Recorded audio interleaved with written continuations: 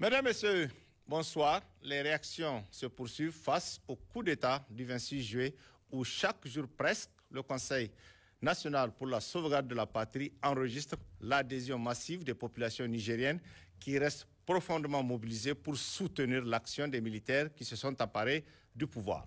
Des populations qui demandent au CNSP d'aller un peu plus vite pour mettre en place les organes de la transition et ce, en dépit de toutes les menaces et autres intimidations de la CEDEAO qui agitent toute une batterie de sanctions. Pour évoquer ce sujet, nous avons sur ce plateau plusieurs invités qui vont nous livrer leurs sentiments sur ce changement de pouvoir intervenu il y a tout juste une semaine. Ainsi, nous avons comme invité ce soir Dr Amadou Abdourazak, enseignant-chercheur à l'université Abdou Moumouni de Niamey et secrétaire général adjoint du Ben SNEX. Maître Lerouana Abdraman, avocat à la Cour, ancien conseiller à la Cour constitutionnelle, acteur de la société civile et militant des droits humains. Monsieur Bana Ibrahim, juriste et spécialiste en médiation et gestion des conflits activistes politiques. Et enfin, monsieur Tahirou Gumba, président du parti modèle Maekata. Chers invités, bonsoir et merci d'avoir accepté notre invitation où nous allons parler de la situation politique survenue le 26 juillet dernier. Et pour commencer ce débat, donc, je vais enregistrer cette première question. Quelle est votre appréciation des événements du 26 juillet dernier? Docteur, on commence par vous. Merci beaucoup, monsieur Tchemogo.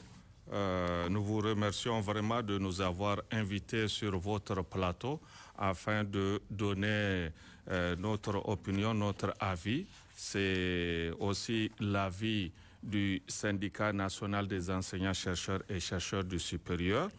Ne serait-ce qu'hier, nous avons fait une déclaration dans laquelle nous avons dit et affirmé que nous sommes bel et bien attachés aux principes démocratiques, mais ce qui est intervenu dans ce pays, c'est vraiment la genèse de plusieurs événements. Et, il faut se dire que avant ce coup d'État, le peuple nigérien était étouffé. Il n'y avait pas de liberté individuelle, collective. Il n'y avait pas de droit reconnu démocratiquement parlant. Presque tous les obstacles que nous connaissons à un processus de démocratisation où tous les obstacles à la démocratie se présentaient avant ce coup d'État. Mais le facteur principal, on était vraiment sous deux pôles de décision. Les deux pôles se sont constitués comme ça se suit. Nous avons l'ancien président de la République, Mohamed Issoufou. Nous avons l'ancien encore président de la République, M. Bazoum. Tous les deux ne décidaient rien pour le Niger et les Nigériens. Et qui décide à la place? Ce sont donc les puissances étrangères, en l'occurrence la France, qui les téléguidait pour beaucoup de décisions. Par exemple, la présence militaire des Français sur notre territoire que nous avons décrié. Nous avons plusieurs fois des déclarations pour demander leur départ et nous nous sommes toujours posé la question de l'avantage de leur présence au Niger. Donc, vous voyez, c'est ça qui a fait que vraiment, quand le coup est intervenu, les Nigériens ont trouvé, dans leur majorité, vraiment ont trouvé un ouf de soulagement, ne serait-ce que pour leur liberté individuelle et collective. Il n'y avait pas de marche dans ce pays. Il n'y avait pas de liberté d'opinion. Il n'y avait pas de liberté d'expression. C'est-à-dire, nous vivons vraiment dans une sorte de dictature qui ne dit pas son nom. Nous vivons dans une sorte de recolonisation, toujours européenne, qui ne dit pas son nom, mais à partir de ce coup d'État, les Nigériens commencent vraiment à être libérés, à se démarquer de l'ancienne puissance colonisatrice et à s'affirmer, à avoir beaucoup plus de liberté individuelle et collective. D'accord. Oui. Merci, docteur. Maître, à votre niveau, quelle est votre appréciation des événements du 26 juillet dernier? Merci bien, Abdoulaye, de m'avoir posé cette question, qui est une question de préoccupation, une question de l'heure. Mon appréciation, c'est d'abord sur l'intervention militaire en elle-même. Vous vous rappelez également le coup d'État lui-même. Très bien. Vous vous rappelez que ce n'est pas une première fois le Niger avait connu des coups d'État. Certains disent 5 coups d'État. Moi, j'ai dit 6 coups d'État, comme mon grand frère a l'habitude de dire que la conférence nationale, même, c'était une façon de coup d'État parce que c'était un président démocratiquement élu qui avait un mandat avec une constitution, des institutions bien établies, qui a été renversé 3 mois après. Donc, 6 coups d'État, c'est beaucoup, mais c'est peu. Nous inclinons maintenant vers une 8e République, la 8e République qui s'annonce bientôt, visiblement. Mais j'ai dit qu'il y a une particularité de ce coup d'État qui est singulier. Qu'est-ce que j'appelle particulier et singulier? Ce dernier-là, du 26. La particularité, c'est que c'est vrai que les Nigériens étaient étouffés, comme l'a dit mon frère. Ils étaient dans une situation où il n'y avait pas d'expression. Vous vous rappelez que l'espace civique a été rétréci, sinon même étouffé, bloqué, qu'il y a même des revendications pour que l'espace soit ouvert. Alors, la particularité de ce coup d'État, c'est que d'abord, il n'y avait pas de crise qui présageait aussitôt un renversement du régime, premièrement. Deuxièmement, contrairement à d'autres coups d'État que nous avons connus, et comparativement aux situations voisines entre le Burkina, le Mali et la Guinée, ça s'est passé dans le calme. Total. Aucun cheveu n'est tombé. Personne n'a été tué et c'est surprenant. De telle sorte que certains observateurs internationaux se demandent, mais où est l'opposition? Où est la société civile au Niger? Bon, on ne dit pas qu'un coup d'État est propre, mais quand même, ça s'est passé proprement, sans qu'il y ait vraiment diffusion de sang, aucun cheveu n'est tombé. Ensuite, il faut reconnaître que le Niger ne peut pas échapper à son destin. Dans cette synergie de l'Afrique où il y a un besoin pressant de l'autodétermination et de la souveraineté.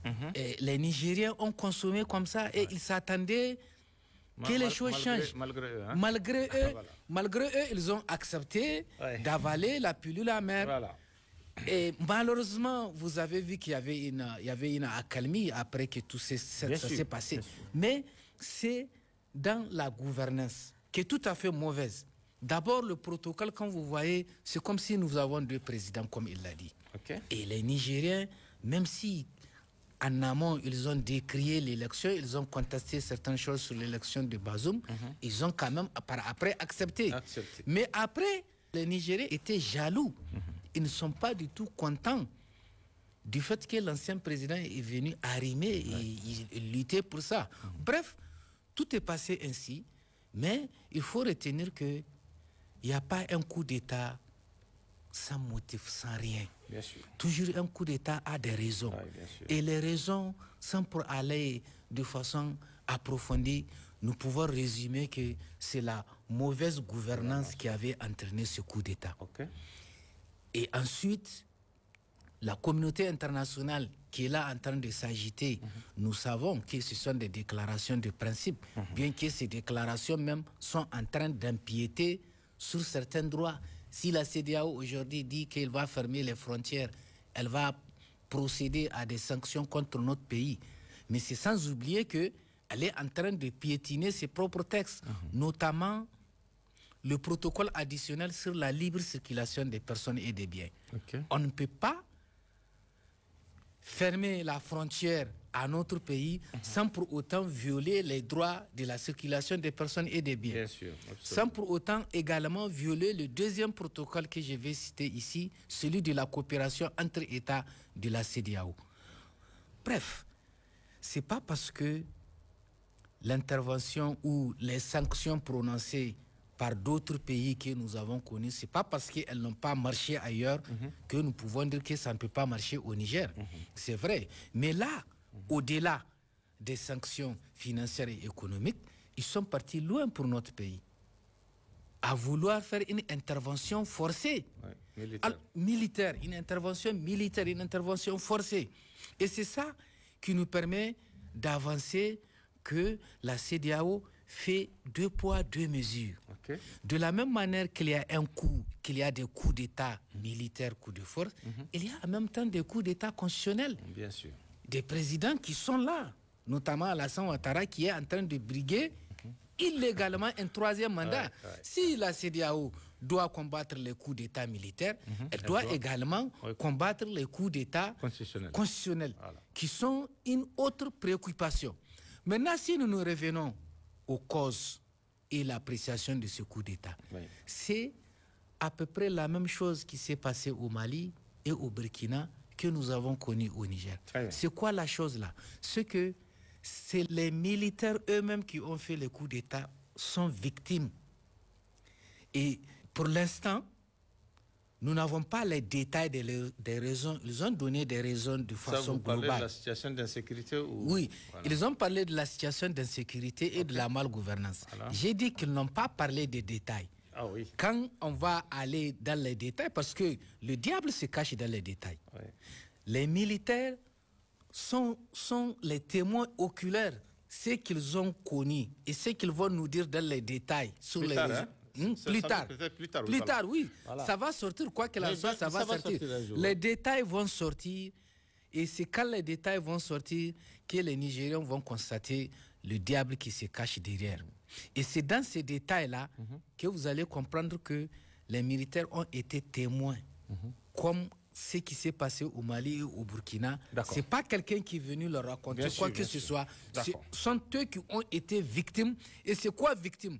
Parce que d'abord, c'est leur bien propre et c'est leur famille qui ont été à être attaqués directement. Et c'est un message fort pour la République du Niger et pour le président, comme le cas d'un juge d'instruction au pôle antiterroriste. Une fois les terroristes sont partis attaquer sa famille. S'ils attaquent les militaires les plus proches de la présidence, ce qui veut dire que c'est un message qu'il faut prendre au sérieux. Et je crois que c'est ça qui a amené la réaction des Très bien, maître. On va revenir sur certains détails dans le débat.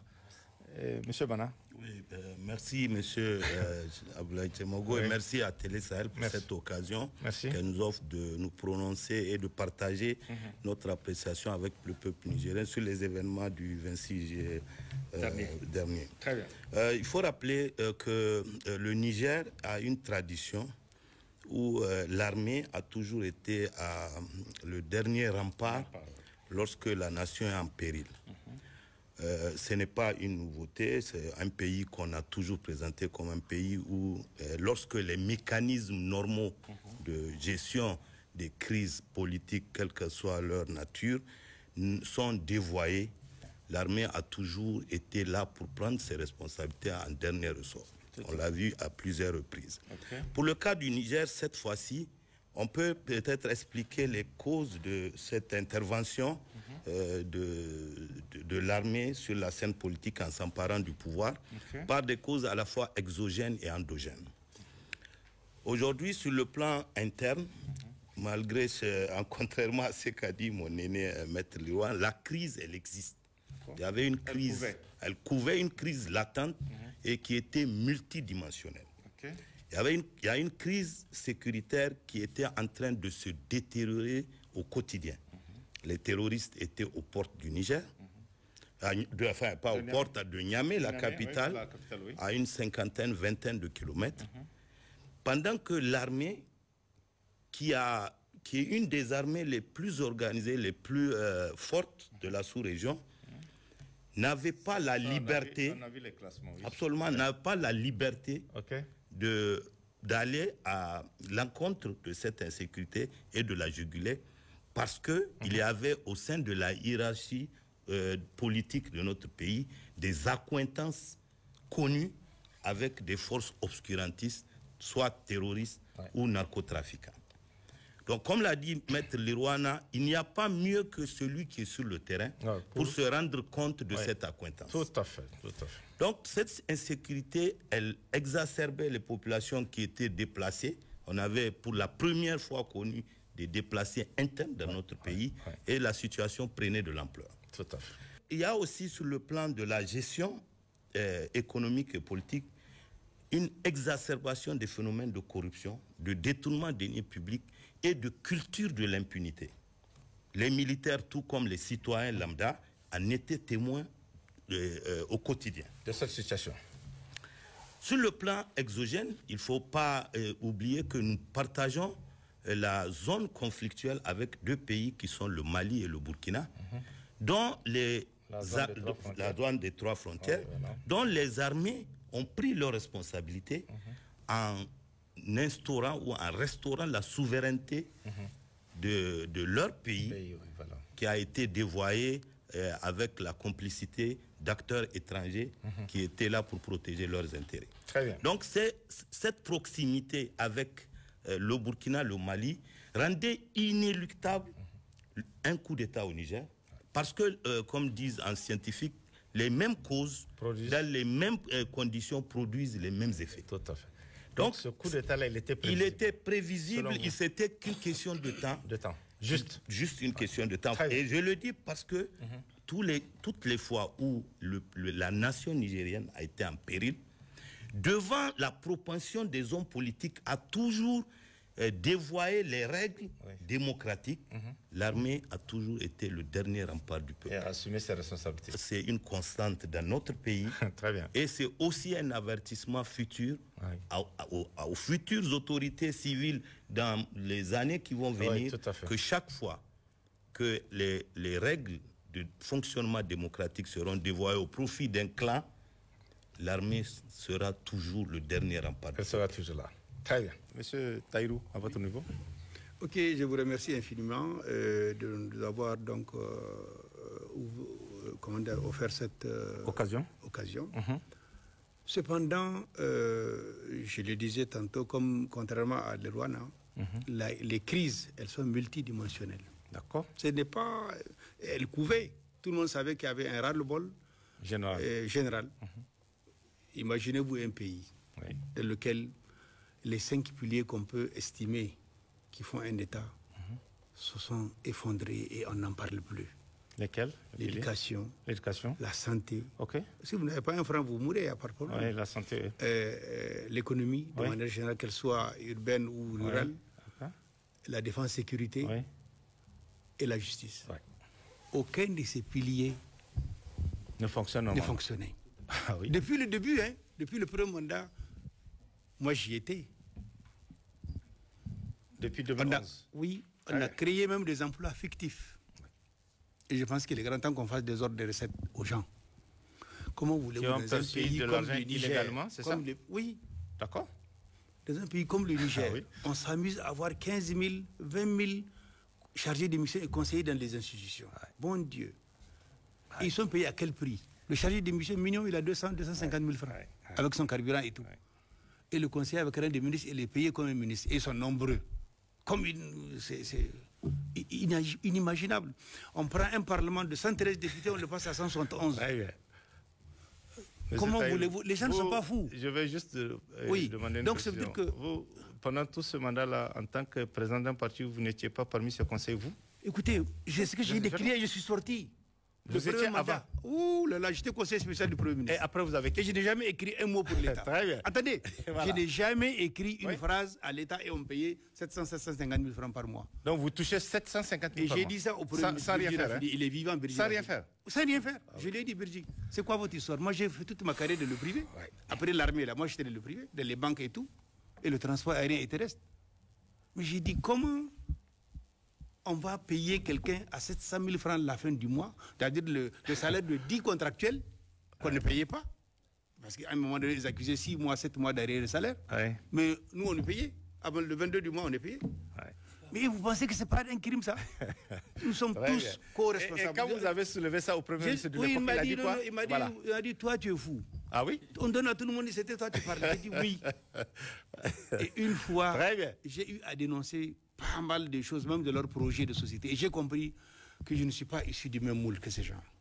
Et vous avez fait quoi après? J'ai claqué la porte. Très bien. C'est ce qui m'a poussé à me présenter à l'élection, parce que j'avais un projet de société également, à l'élection présidentielle 2016. C'est inimaginable. Et on a continué dans ça. 12 000, 15 000 conseillers chargés des missions de la République aux frais de la princesse. Et vous pensez que ça ne c'est pas révoltant pour quelqu'un qui ne veut même pas s'acheter 10 francs de galettes le matin? Et vous voyez, il y a des individus, souvent ils ne connaissent même pas la route de Niamey. Hein. Et il y a un représentant par région qui passe à la primature, la présidence prend l'argent dans un pour sac. émerger. Oui, non, ils vont à Nita ou quoi, transfert d'argent rapide, on leur envoie leur truc. À l'intérieur du pays. Mais c'est inimaginable. Vous pensez que ça c'est une gouvernance? Très bien. Et comme disait le Rwanda, oui. Le coup d'État là, c'est pas seulement les militaires qui font des coups d'État. Au Niger, on est habitué à des coups d'État. Ouais. Depuis l'indépendance, les Français se sont toujours mêlés de notre vie. Toujours. Et pire, la conférence nationale, c'est un coup d'État, en bonne et due forme. D'accord. Un président élu, on écoute son séjour, on met un premier ministre, chef de gouvernement, chef suprême des armées, du chef de vue. Ouais. Et aujourd'hui, ce monsieur peut dire je veux être chef d'État aussi, puisqu'il était chef suprême des armées, le premier ministre de transition. Donc vous voyez, on est toujours de l'illégalité au Niger. On veut une chose et son contraire. D'accord. Et ils sont arrivés. Ce qui coinçait, c'est qu'il y avait 3 événements majeurs qui auraient dû conduire à un renversement des régimes même violents au Niger. 3. Lesquels? Vous prenez le cas le plus récent, quand le chef de l'État, chef suprême des armées, sort au grand jour dire les terroristes sont plus forts que nos militaires. Sont plus aguerris. Sont plus aguerris. Non, ils sont plus forts, ils sont plus aguerris. Très bien. Et j'ai dit, moi, si j'étais Anthony, je le renversais le jour-là. Et je n'ai pas dormi pendant 3 nuits successives. Ça, vous parlez en tant qu'ancien militaire? Oui, voilà. Ça n'a pas de sens qu'un chef suprême de l'armée censé doter, former ses militaires des choses sérieuses pour faire face aux dangers qui guettent tout le monde. Le monsieur là s'arrête et dit non, que lui, il ne peut rien. Les soldats, là, allez vous faire foutre.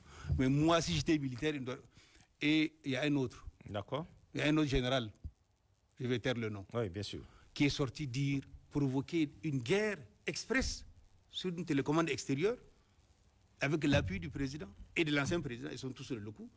On dit, ah non, les Burkinabés, les autorités burkinabées et maliennes sont des menteurs, ils mentent à leur peuple. Vous pensez que ça, ce n'est pas une déclaration de guerre avec les voisins? D'accord. Qu'est-ce qu'on a, nous, à gagner en tant que Nigériens d'avoir une guerre avec le Nigeria, le Bénin, le Burkina, l'Algérie ou le Mali? D'accord. Pourquoi on va nous amener à ça? Et ça, j'ai dit que le jour où il a fait la déclaration, j'ai dit à quelqu'un qui était proche de Salif Moudi, j'ai dit, moi, si j'étais chef d'état-major, je le mets au Niouf, ce général. Je ne vais pas attendre ceux qui l'ont nommé. Je le mets au Niouf. Très bien. La troisième, pour finir? La troisième est la plus délicate. C'est quand les Maliens, les Burkinabés ont vidé ces forces étrangères de chez eux. Alors nous sommes les meilleurs de la planète, nous sommes les plus intelligents. On les accueille ici et on leur confie, on sous-traite notre sécurité. Ouais. Et vous pensez qu'un militaire normal, un officier normal, qui est formé dans une école normale, va accepter ça? Voilà. Donc les crises, elles étaient multidimensionnelles. Okay. Ils ont corrompu tous les syndicats, des élèves, des étudiants, du SUDEX, tout ça là. Ils étaient tous des locaux. L'argent coule à flot. Partout. Dès que tu parles, on te tend une enveloppe. Très bien. Et j'ai dit, il faut que les Nigériens apprennent à savoir ce que c'est un État.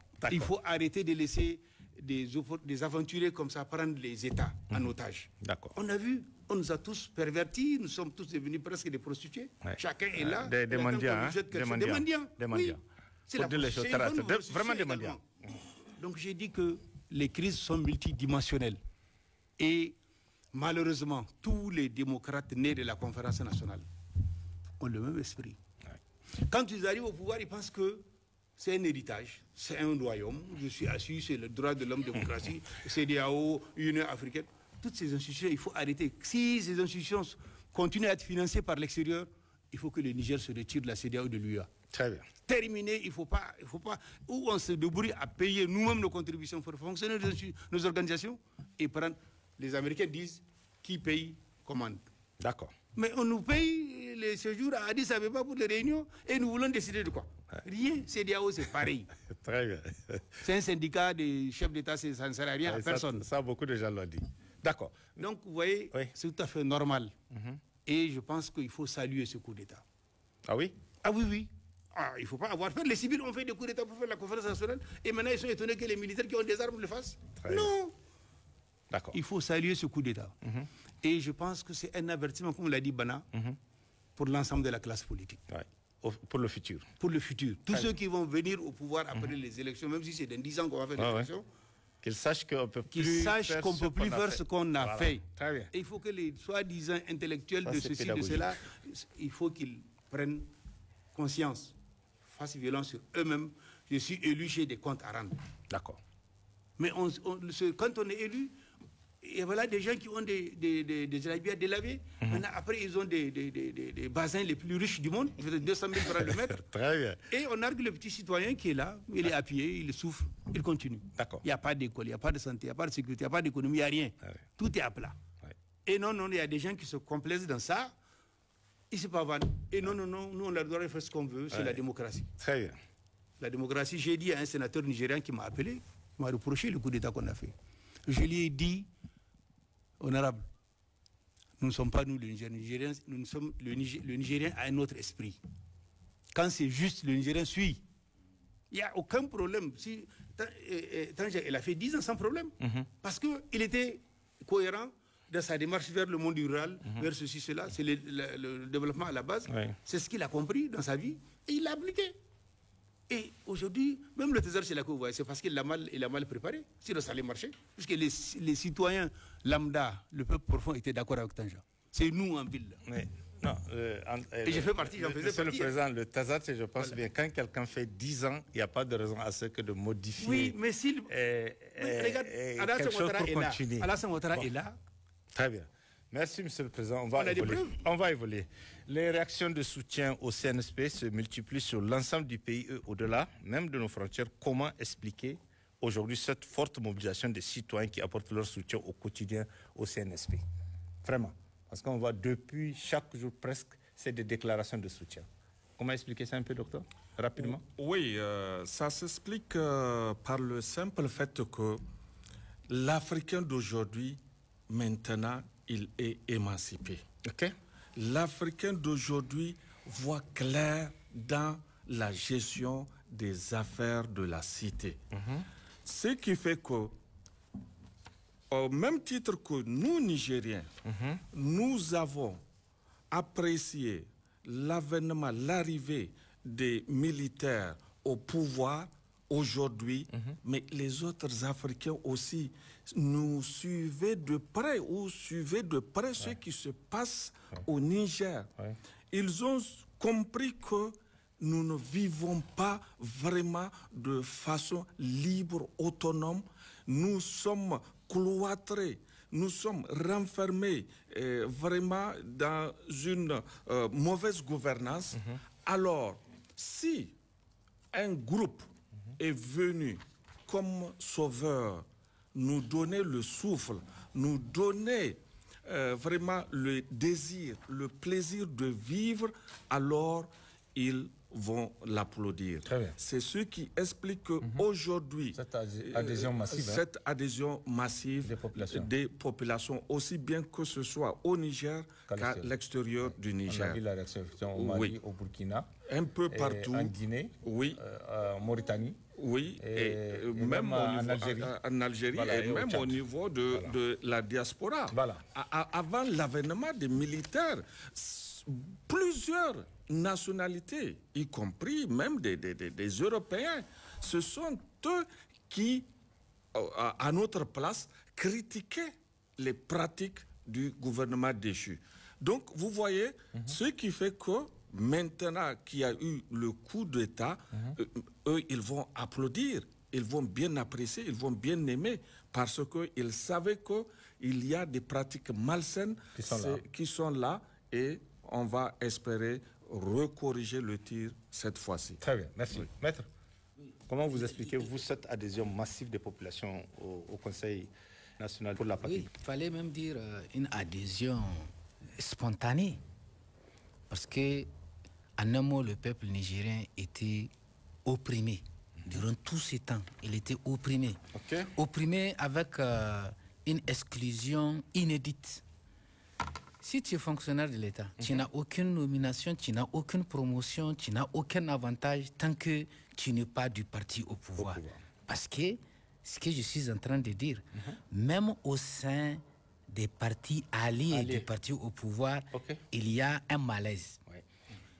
Plus tard, après l'élection de Bazoum, il y a encore un malaise au sein même des militants du PNDS. Un malaise. D'accord.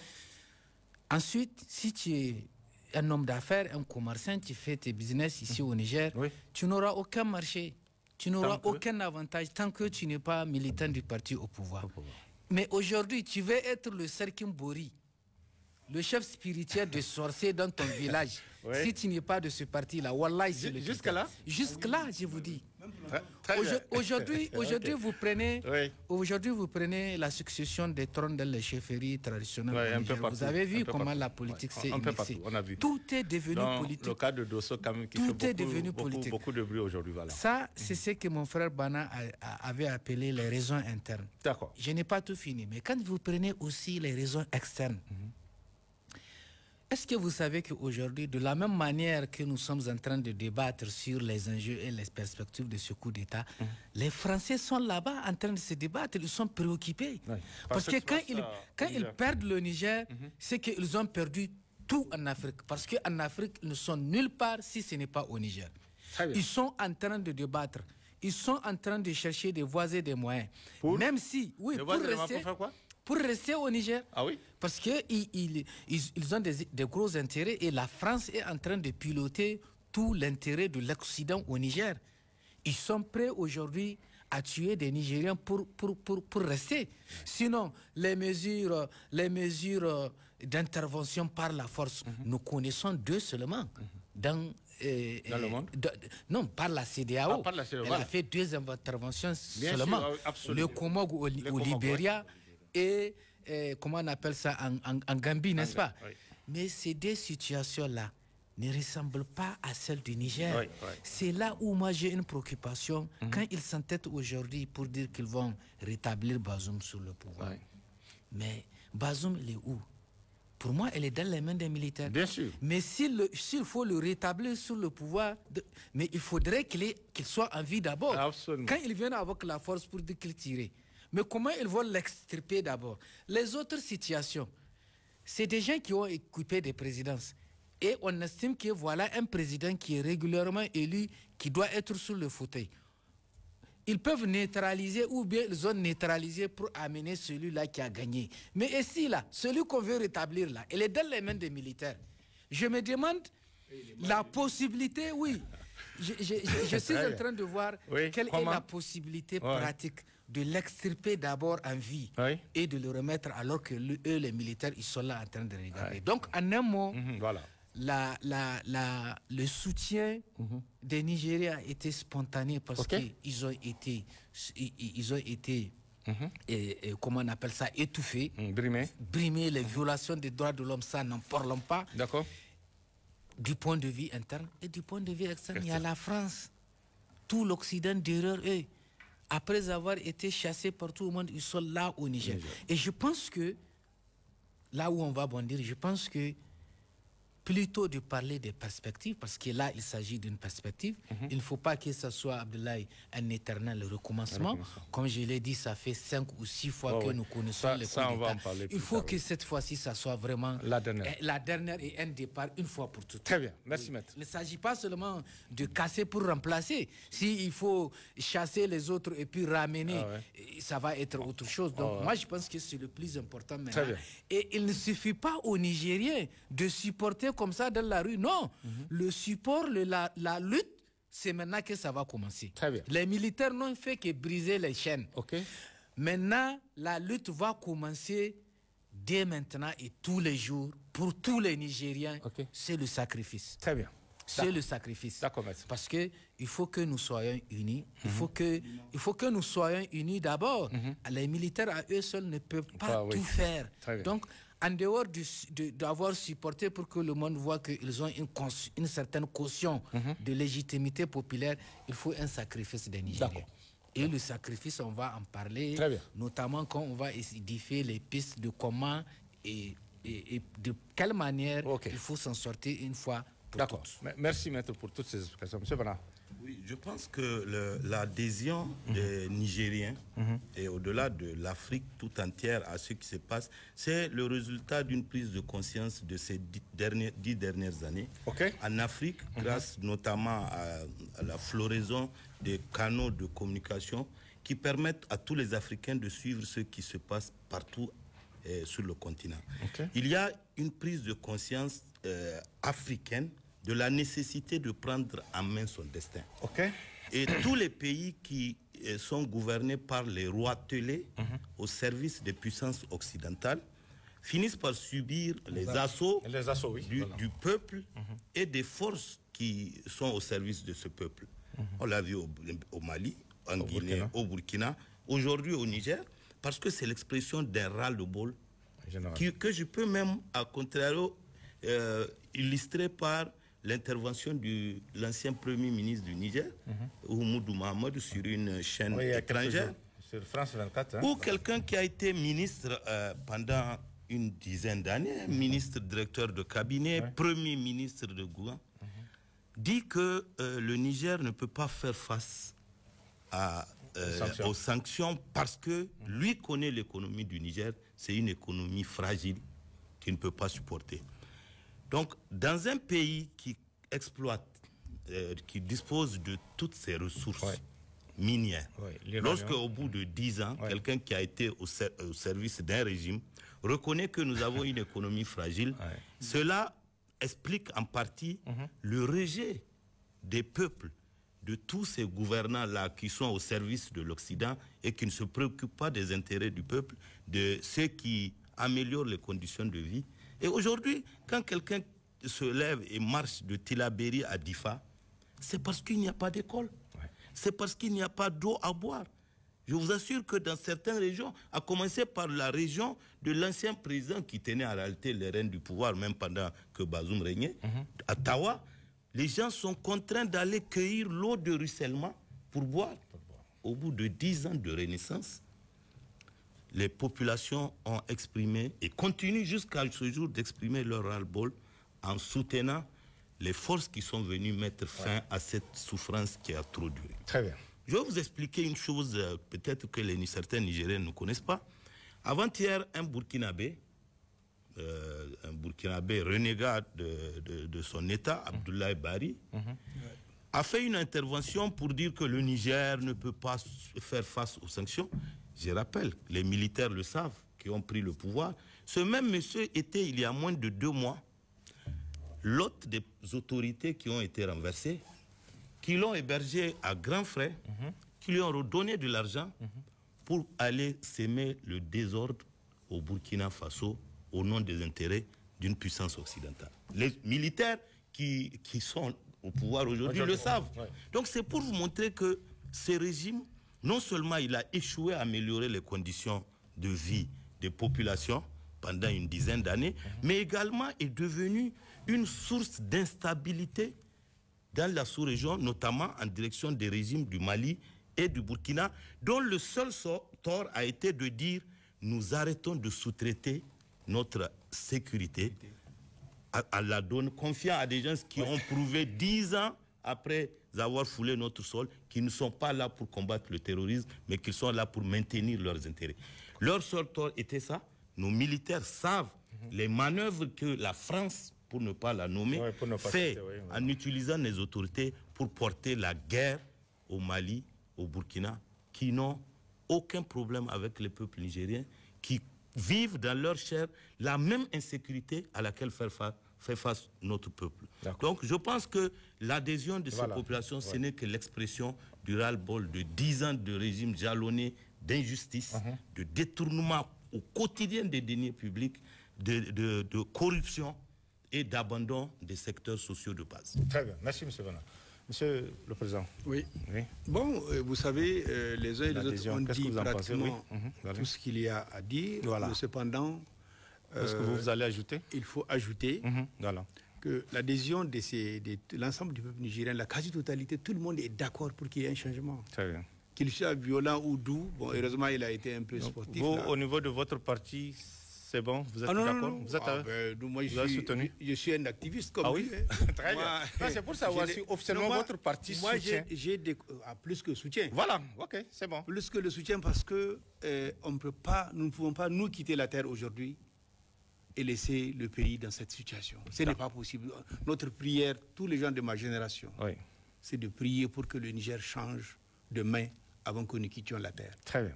Parce que ce n'est pas possible. On ne peut pas rêver d'un pays sous-traité à 100% par l'extérieur. Tout est lié à une métropole. Tout est lié, ce n'est pas possible. On respire que par la France, on ne vomit que... Ce n'est pas possible. C'est inacceptable, donc c'est tout à fait normal que même les Africains...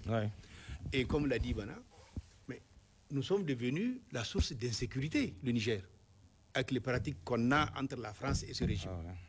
Oui, et ce qui fait que tout est piloté à partir de Niamey maintenant pour attaquer le Burkina, pour attaquer le Mali.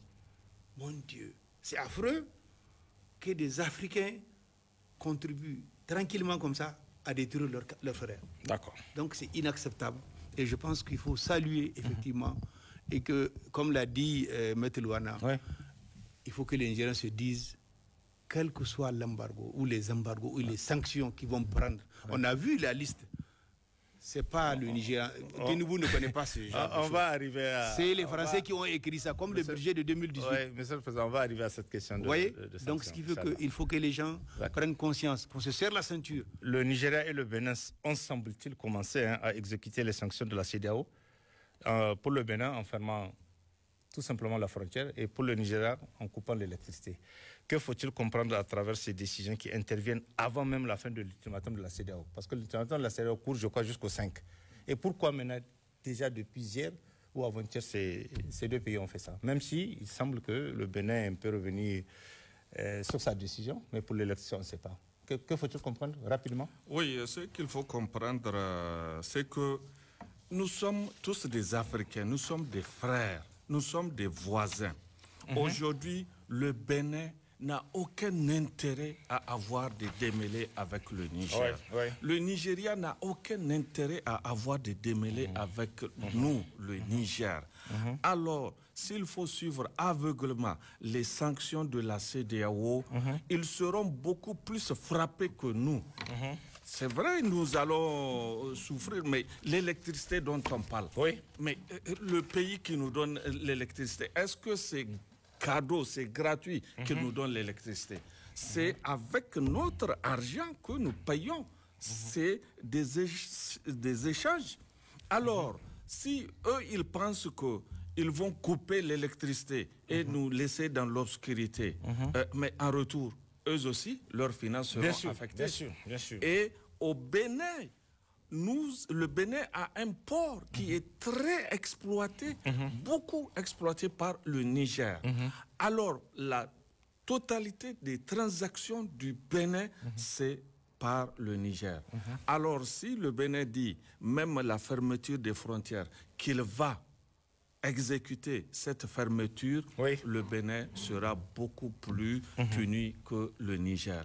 Donc, c'est des frères africains, c'est des voisins. Nous avons plusieurs raisons, plusieurs avantages, plusieurs causes que nous partageons en commun. Donc, ils n'ont aucun intérêt à suivre aveuglement les sanctions de la CEDEAO. Et nous les rappelons à l'ordre vraiment de se dire que c'est l'Afrique qui sortira grandie au cas où ils vont mettre un peu de l'eau dans leur vin. Voilà, merci. Merci. Maître, qu'est-ce que vous en pensez de ces deux cas qu'on a cités, et pour le Bénin et pour le Nigeria? Oui, des deux cas qu'on a Parce que l'ultimatum n'est pas encore arrivé à son terme. Hein? Oui, il n'est pas arrivé à son terme, mais les deux cas que vous voulez illustrer là, j'ai dit que entre celui qui va être sanctionné et celui qui va prendre sanction, on verra celui qui va souffrir. Très bien. Je ne sais pas combien de temps le Bénin pourra supporter si on n'aura plus de transactions en dehors du Niger. Ça, c'est un. Quand ils vont voir la réalité, c'est-à-dire la réaction viendra du Bénin même. Parce que quand le Niger ne sera plus en activité au niveau du port de Cotonou, c'est d'abord les Béninois qui vont commencer à sentir les effets avant que ça vienne vers nous. On verra bien. Et j'ai dit que, quoi qu'il en soit, c'est leurs citoyens qui vont les amener à la raison. Hein. Très bien. Ça, c'est pour le Bénin. Et pour le Nigeria, il faut bien préciser que c'est un contrat de fourniture d'électricité qui nous lie. Tout à fait. Et ce contrat-là est signé dans un contexte où les deux parties, de façon syllagmatique, ont des obligations.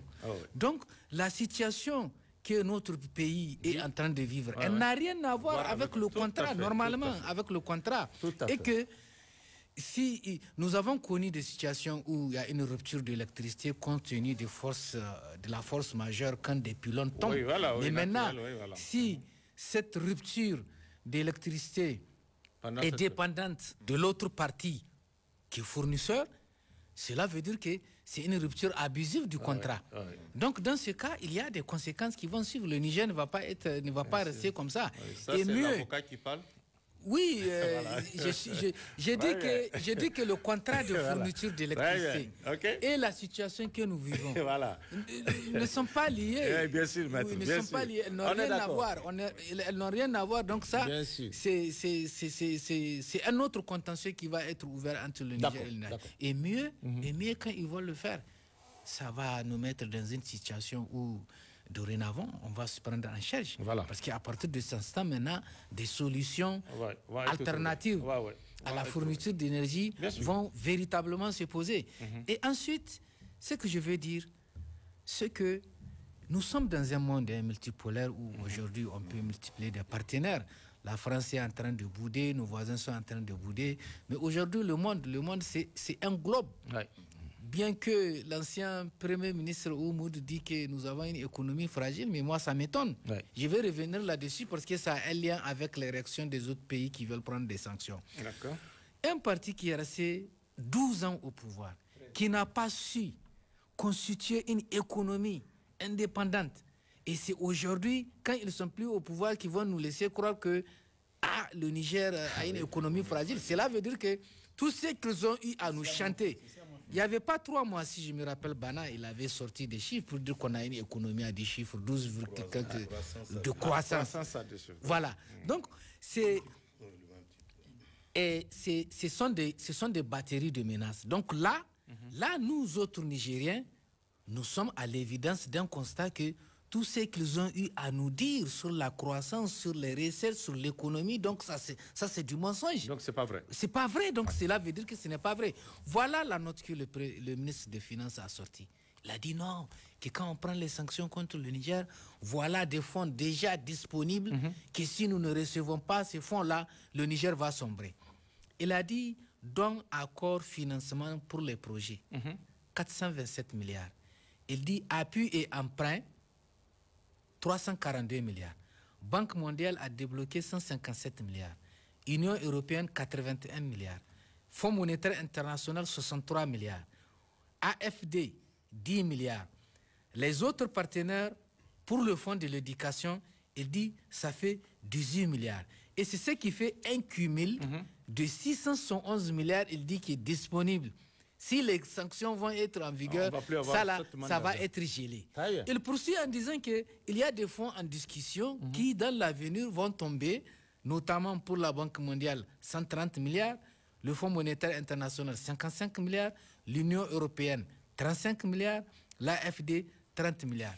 Et c'est ces fonds en perspective qui font 250 milliards. Quand on fait le cumul de ce qui est disponible et le cumul de ce qui a été discuté pour être disponible, c'est ça qui fait 822 milliards. Donc aujourd'hui, si nous n'avons pas 822 milliards au Niger, nous allons mourir. C'est leur raisonnement comme ça. Ils disent que ça va être gelé. Alors, moi je pense que la situation est en train de nous faire découvrir des réalités, et des réalités, s'ils étaient, quelle est l'économie qui est entrée. Donc le Niger est en train de rouler sur des crédits. Donc, Bonsan Abdoulaye, les recettes que le pays est en train d'engranger, où sont passées ces recettes? Si on dit qu'aujourd'hui, nous ne pouvons pas exister sans aide budgétaire, aide extérieure, aide des partenaires. Donc, quelles sont les recettes qu'ils ont engrangées pendant toutes ces années-là? Tout à fait. Et on nous laisse croire que si les partenaires ne sont pas là, on ne va pas vivre. Non, quand même. D'accord. Merci, maître. On vient de comprendre. Oui, bien sûr, maître. Oui. C'est très clair. Monsieur Bana. Moi, je vais rapidement. Par rapport aux deux pays, je voulais d'abord rappeler une chose, c'est que ce sont les deux pays avec lesquels nous avons une frontière parmi les pays qui ont voté les sanctions au niveau de la CEDEAO. Et ces sanctions ont été déclarées immédiatement applicables. Okay. Donc elles n'ont rien à voir avec l'ultimatum de la CEDEAO. Mais du point de vue pratique, le Nigeria et le Niger ont environ presque 2000 km de frontières que le Nigeria ne contrôle pas du tout. Dans la mesure où même l'insécurité transfrontalière, elle est gérée plus par les militaires nigériens que par les militaires du Nigeria. Bien sûr, bien sûr. Donc, j'aimerais bien voir comment Bola Tinubu va fermer la frontière avec le Nigeria. D'accord. Pour le Bénin, moi je viens du Bénin où j'ai vécu quelques mois, pour savoir que 60% à 65% des recettes du Bénin proviennent des activités portuaires. Et 80 des recettes portuaires globales du Bénin proviennent des recettes. D'accord. Et 80% des activités portuaires sont liées à l'activité économique du Niger. Ah oui. 4 jours de blocus font perdre au trésor béninois des dizaines de milliards de francs CFA. Le président Talon, que je connais pour son réalisme, ne va pas tarder à violer lui-même l'embargo voté contre le Niger. Très bien. Donc aujourd'hui, le Niger a d'autres voies de contournement grâce à notre frontière que nous avons avec le Burkina, avec le Mali, avec l'Algérie.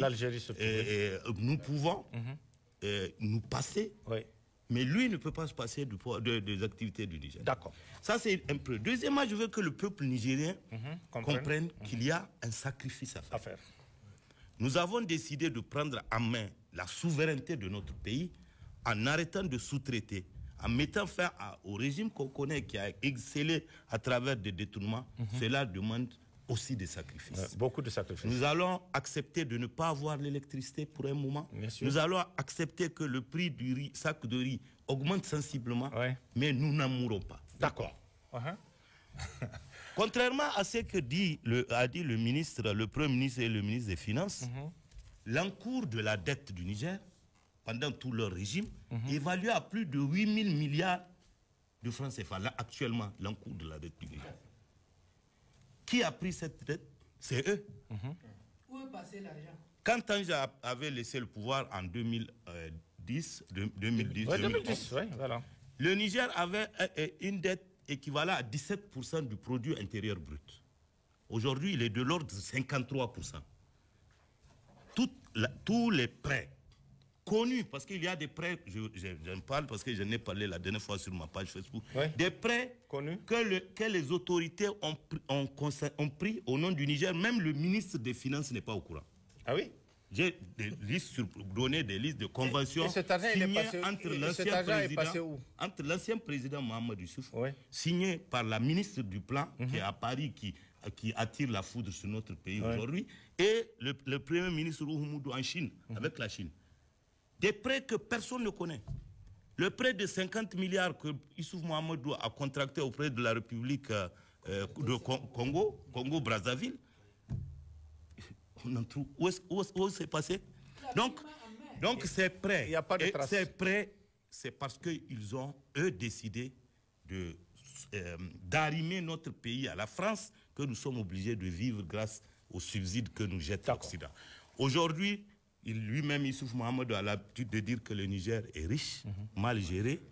Il a été riche, il a continué à être mal géré. Aujourd'hui, il est toujours riche et il ne sera plus, grâce aux actions de CNSP, mal géré. Et nous allons prendre en charge notre destin et faire en sorte que plus jamais le Nigeria ne nous menace de rupture d'énergie électrique. D'accord. Merci, M. Bana.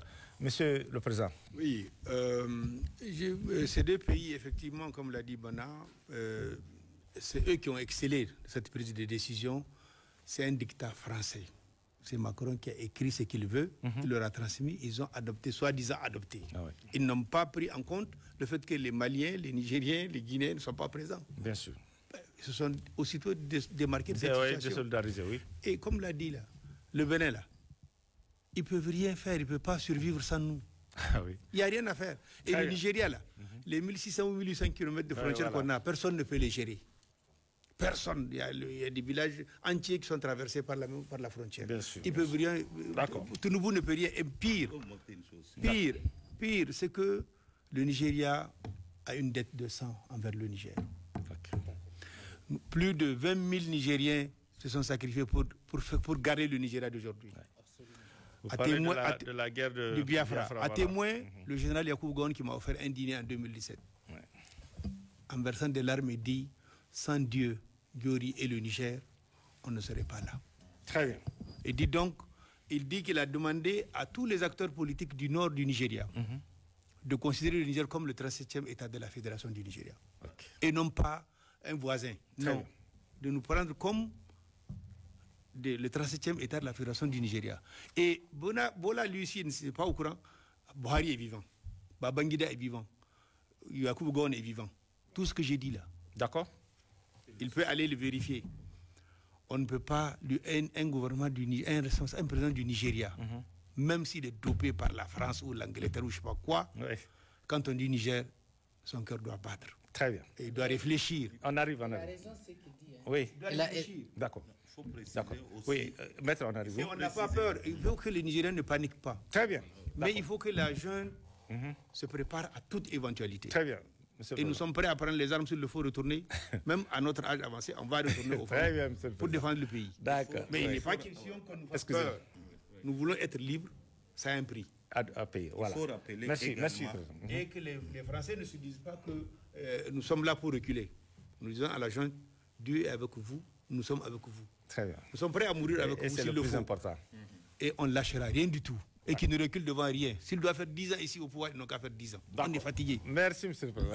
Oui, voilà, rapidement. Il faut rappeler à la suite de mettre que ces mesures sont des violations des accords qui ont été signés par le Niger dans le cadre de protocoles additionnels, de protocoles créateurs de la CEDEAO. De la CEDEAO, ok. Ces mesures ne sont pas contre la junte, ce sont des mesures prises contre le peuple nigérien. Les populations nigériennes. Et les populations nigériennes apprécieront. D'accord. Pour les mesures financières qui ont été prises, je rappelle que le Mali a poursuivi l'UEMOA pour violation devant la Cour de justice de l'UEMOA qui a fini par contraindre la BCEAO à rouvrir, à mettre à la disposition du Mali ses avoirs. Il y a une décision qui a été rendue et c'est une jurisprudence. La junte ne va pas hésiter à poursuivre pour violation des protocoles de la CEDEAO et des textes de l'UEMOA. Merci. Maître, qu'est-ce que vous allez ajouter? On va poursuivre et puis finir rapidement. Ce que je voulais ajouter là, et je voulais lui souffler ça pour... j'ai dit ça quand j'ai pris la parole tout à l'heure, c'est-à-dire ils ne peuvent pas mettre en œuvre ou en exécution ces sanctions économiques et financières sans avoir violé. Donc, dès qu'ils font ça, du coup, ils vont violer le protocole sur la libre circulation des personnes et des biens. D'accord. Vous voyez comment ils vont gérer cette contradiction? Il y a également le protocole de la CEDEAO sur la coopération entre États. Il y a un autre des Nations Unies, tout le monde a parafé, où il est interdit de bloquer les frontières d'un État enclavé qui n'a pas de littoral. Il existe ce document, tous les États du monde l'ont paraphé. D'accord. Tout à fait. Maintenant, nous sommes dans le cadre de la CEDEAO. C'est ce que j'ai voulu préciser. C'est-à-dire, en prenant ces mesures-là, ils violent et ils piétinent du coup les deux protocoles-là. Sur la coopération et le protocole sur la libre circulation des personnes et des biens. Et je vais ajouter sur ce que le grand frère Gimba a dit. Il a dit une chose très importante qu'on ne voit pas comme ça. Et c'est ça même la réalité. La main du diable de la France sur la CEDEAO, là, c'est ce que les gens perdent de vue. C'est-à-dire ils sont là, ce sont eux qui sont en train de s'appuyer sur les institutions de décision africaines, notamment la CEDEAO ou l'Union africaine, pour vouloir nous monopoliser, nous imposer pour que nous reculons. Et c'est pourquoi, quand je disais qu'il y a un sacrifice à faire, voilà. c'est vrai que c'est ça. Ce mot-là est revenu beaucoup de fois. Très bien. Vous voulez comprendre. Oui. Et qu'il sache que... On va... Et c'est que... Et ensuite, qu'il sache que ce n'est plus une affaire de militaires maintenant. C'est une affaire les Nigériens se sont appropriés déjà de la chose. Ils se sont appropriés de la chose. Et qu'ils sachent que avant qu'ils fassent quoi que ce soit sur les militaires, il faut qu'ils marchent sur les Nigériens d'abord. D'accord. Parce que c'est la chose des Nigériens aujourd'hui. Très bien. D'accord, maître, merci. Et on va avancer rapidement. Qu'est-ce que le CNSP doit faire pour surmonter tous ces obstacles et réussir cette transition, comme on vient de dire? Parce qu'on a vu tellement de problèmes. Maintenant, très rapidement, qu'est-ce qu'il doit faire? Ce que le CNSP doit faire, c'est... Vraiment de manière... Oui. Nous sommes du secteur vraiment des travailleurs. C'est de garantir de façon durable et permanente le paiement des salaires, des bourses, des allocations, pour qu'il y ait des pensions, pour qu'il y ait moins de mécontentement. Parce que les mécontentements vont engendrer les soulèvements. Bien sûr. Maintenant, si cela est garanti, c'est d'assurer l'intégrité du territoire. C'est surtout envoyer les troupes sur les fronts reconnus être des fronts de banditisme. Toute la bande ouest et d'autres parties est. D'accord. Voilà. Et nord aussi, évidemment. Troisièmement, il y a des institutions que le CNSP doit avoir un œil regardant. Par exemple, la Cour des comptes. À ce que je sache, les ministres et autres autorités déchues ont fait des déclarations de biens. C'est à cette Cour de compte qu'il faut s'adresser. Voilà. Alors, rapidement, les responsables du CNSP doivent avoir vraiment la situation exacte des biens de l'ensemble des ministres et autres déclarés.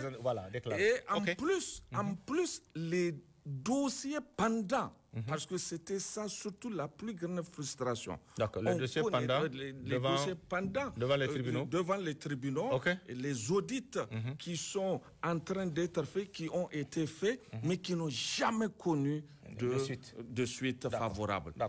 Et quatrièmement, vraiment, c'est de s'assurer et de réassurer les Nigériens que la transition va se passer dans des conditions acceptables. C'est-à-dire garantir la sécurité, garantir vraiment tout ce qu'il faut pour le social et maintenant essayer de voir comment est-ce que, avec les voisins, les différents pays, bien sûr, qui nous entourent, comment faire pour contourner ou bien pour surmonter les sanctions en cas de sanctions. Et comme l'ont dit les autres intervenants, vraiment, nous sommes prêts à nous sacrifier. C'est un sacrifice qu'on demande à tous les Nigériens d'une manière ou d'une autre. Et l'ancien l'a dit, ils sont prêts à plus de 70 ans prendre les armes retournées sur le front. On ne va pas arriver à cela. Oui, on ne va pas arriver. On ne le souhaite pas. On ne le souhaite pas. C'est de mettre aussi en alerte tous ceux-là qui ont fait leur formation militaire, de se tenir prêts. On ne sait jamais. Et si ça arrive, pourquoi pas des boucliers humains. Tout ce qu'il faut, en tout cas, nous sommes prêts à nous sacrifier pour garder l'intégrité de notre territoire. Et une idée, c'est surtout ceux-là qui veulent rester chez nous. C'est pas chez eux, on leur demande de quitter. Ils veulent coûte que coûte rester. C'est la France. La France a toujours dit et répété, je n'ai pas d'amis, je n'ai que des intérêts. Alors, celui qui a des intérêts ne peut pas partager nos souffrances, ne peut pas nous aider à trouver des solutions à nos problèmes. Il faut qu'il s'en aille. nous allons nous auto-gérer, nous allons trouver des solutions à nos problèmes. D'accord. Merci. Donc, je dois préciser peut-être par rapport à la question de sécurité que vous avez parlé, pour vraiment gérer l'ensemble du territoire. Quand même, hier, on l'a vu, il y a déjà des gouverneurs de région qui ont été nommés, et tous des militaires. Voilà. Et on pense que, voilà, c'est une très bonne chose, parce qu'on pense qu'avec la nomination de ces gouverneurs, tous des militaires, et des officiers supérieurs, je pense bien qu'on aura, on aura des réponses. Voilà. Très bien. En tout cas, pour hier, au moins, on l'a vu, ça rassure. Voilà. Merci. Maître, rapidement. Hein. Oui, rapidement. Ce que le CNSP doit faire, je pense que du point de vue sécuritaire, la moitié de la solution a été trouvée. D'accord. Comme je l'ai dit, ceux qui étaient sur le terrain, ceux qui ont constaté, ils sont à mieux placés pour prendre des dispositions. Nous, on n'a pas de problème maintenant, véritablement de problème de sécurité. Parce que ceux-là qui ont été déchus, quelque part, c'est eux qui étaient complices de cette sécurité. Très bien. Complices de cette sécurité, rien que les détournements sur des biens qui sont destinés à la défense, à la sécurité, c'est un problème. Donc, ce que nous voulons du CNSP, c'est de maintenir cette confiance que les Nigériens ont subitement donnée à ces militaires-là. Il faut qu'ils gardent cette confiance. C'est le cheval de bataille. Deuxièmement, avec la France, je ne voulais pas être conseiller de la France, mais je constate qu'ils sont en train de commettre la même erreur au Mali et au Burkina. Bon sang, vous avez voulu faire du forcing au Mali, ça n'a pas marché. Au Burkina, ça n'a pas marché. Et maintenant, au Niger, vous voulez venir de force avec violence pour vouloir même nous attaquer. Donc, c'est pour qu'ils sachent que le Niger est dans une synergie qui ne peut pas y échapper de l'autodétermination et de la recherche de sa souveraineté. Notre seul problème, c'est d'abord la France, là, parce que c'est elle qui est en train de faire des instigations sur la CEDEAO, sur l'Union africaine. Il faut qu'elle règle une bonne fois pour toute notre position avec la France. C'est comment? La France, elle est prête à renégocier dans les termes que nous acceptons ou pas. Mais si elle ne fait pas, elle va essayer de dégager comme elle a dégagé. Nous n'avons rien avec les Français ou la France. Mais c'est la politique, c'est la politique française que nous ne voulons pas et que les Nigériens sont en train de rejeter, comme elle a été rejetée ailleurs. Je pense que c'est avec eux qu'on a un compte à régler, pour l'instant. D'accord, merci. Monsieur Banao. Pour moi, je pense que ce que le CNSP doit faire, premièrement, les attentes du peuple nigérien se trouvent au niveau de la gestion de la question de l'insécurité. D'accord. Il faut prendre, déjà ça a commencé parce que avant de monter ici sur le plateau, on a appris qu'un des membres de la junte s'est déplacé au Mali. Il faut affirmer et affermir la coopération avec le Mali et le Burkina pour donner de l'espoir aux populations déplacées internes. D'accord. Ça, c'est sur la question de la sécurité. Sur la question de la gestion du pays, il faut commencer à parler un langage de vérité au peuple nigérien. Notamment aux syndicats. Tout à l'heure, il a parlé il faut continuer à payer le salaire. Non. Voilà. Très bien. La lutte pour l'affirmation de la souveraineté doit faire en sorte que les syndicats consentent même à une diminution du salaire. Pour que cela soit affecté à payer des armes, à me donner parce qu'aujourd'hui... Ça, c'est votre opinion. Pour moi, non, nous sommes soumis à des pressions économiques de la BCAE le mois. Il ne faut pas s'attendre à ce que tous les mois, le salaire soit payé le 8. Il faut parler langage. Dites au peuple combien vous avez trouvé, quelles sont les difficultés qui vont s'annoncer dans les mois à venir. Pour qu'on puisse chasser les Occidentaux, prendre notre souveraineté. Je pense que payer 1 mois ou 2 mois de salaire ne tuera aucun fonctionnaire. D'accord. Merci. Je vous remercie. Nonobstant la priorité des priorités qui est le volet sécuritaire, il faut ramener les Nigériens vers l'union. Surtout que les gens se pardonnent. Surtout que les clanismes qu'on a vécu pendant cette décennie, que ce soit un souvenir pour nous. Il faut que la junte fasse en sorte, dans tous les actes qu'elle va poser, que le Nigérien de Ayoru jusqu'à Gingimi, celui de Gaïa jusqu'à Ifirouane, se retrouve dans ce qu'ils font. Et il faut que, quand il y a un traitement, que ça soit le même pour tout le monde. Il ne faut pas qu'il y ait une justice à plusieurs vitesses. Il ne faut pas de considérations subtiles et mesquines. Non, il faut arrêter cela. les Nigériens, nous avons une chance que personne n'a dans la sous-région. Nous sommes tous des métis. Si toi, tu es Tamashek, tu as un parent germain. Si moi, je suis Haoussa, j'ai un parent Peul. Ainsi de suite. Donc, tout le monde, chacun a quelqu'un chez l'autre. Une partie de lui chez l'autre. C'est le brassage. C'est terminé. Voilà. On a eu cette chance et nous sommes majoritairement musulmans. D'accord. De grâce qu'ils fassent en sorte de recréer les conditions de le savoir vivre ensemble.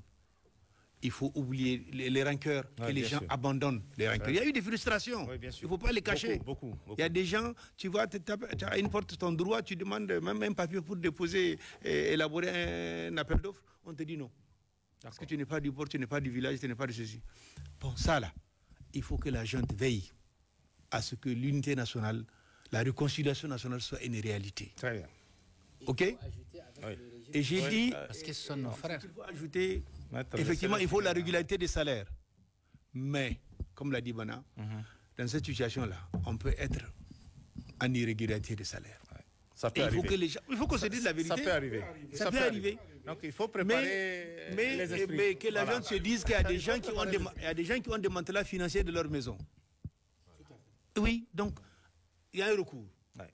Les gens ont accumulé des biens qu'ils n'ont jamais hérités, ni de par leur fonction. Combien gagne un ministre par mois? Très bien. Et il a 150 villas, il a un compte en Suisse, il a un compte ceci. Et j'ai dit, il faut faire recours à ces choses pour remettre l'État dans ses droits.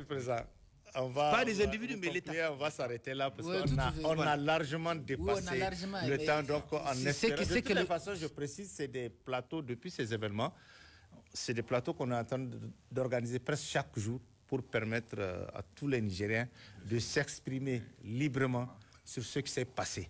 Et les Nigériens de tous les bords, que ce soit les partis politiques, les syndicats, la société civile, les associations, tout le monde. Donc, ce qui fait sûr, on reviendra largement sur toutes les questions d'intérêt national qui vont se poser pour que les Nigériens s'expriment et qu'on trouve des solutions ensemble. Et je pense que Télé Sahel a décidé, en tout cas, accepté de jouer ce rôle pendant cette période-là. Donc, on va revenir vraiment sur certains aspects régulièrement. Oui, voilà. tout à fait. On va s'arrêter. Le président l'a fait tout à fait. D'accord. L'argent, ça aide le pays. Très bien. On trouvait, ça va venir, ça va venir. C'est important. Très bien. Nous, c'est leur manière, qu'on n'aime pas. Ce sont nos frères. Le régime déchu, ce sont nos frères. On les aime comme frères.